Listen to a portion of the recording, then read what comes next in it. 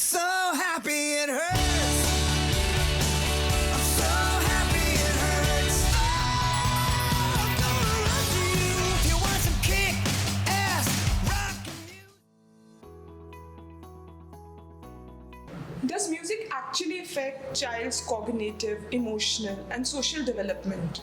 If you think about musicians, when they play musical instruments, or singers, when they sing, there are different fireworks that are going on in the brain. So, similar thing, if we look at the child, there are different neuronal circuits that are being activated. There is language developmental center that becomes activated. So, it helps with emotional regulation. It helps to form speech.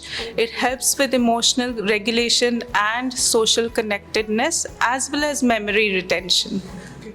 And what about the motor skills and hand-eye coordination that the child develops? So if you think about children, what they're learning, so they learn these rhymes such as if you're happy and you know it, clap your hands or stomp your feet. So these rhythmic synchronized movements, when they're sang in a musical manner, they're forming patterns in the brain. And that's how memory retention is forming. That's how motor coordination of the brain and body starts to happen. There is fine tuning of their hand movements or motor milestones that are achieved in a much better manner.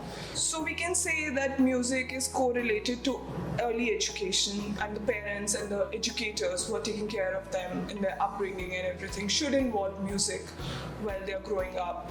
So in different ancient cultures worldwide, if you would see, music was ingrained in their value system.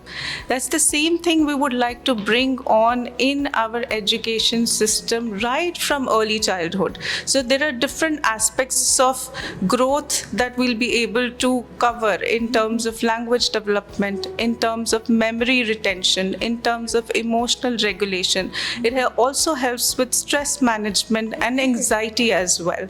So I would say that all education systems all around the world should bring in music as an important aspect of the curriculum right from very early childhood. So according to you, what age is right to introduce music in a child's life? So as early as possible. If you think about pregnancy, I'd heard a TED talk recently where a music therapist was called to one of the hospitals where a pregnant lady was actually brain dead, and she was asked to sing to the baby that they were wanting to deliver as soon as possible whenever it was safe to do so. So whenever she started singing, the baby would start kicking. So it actually works even right from the womb itself.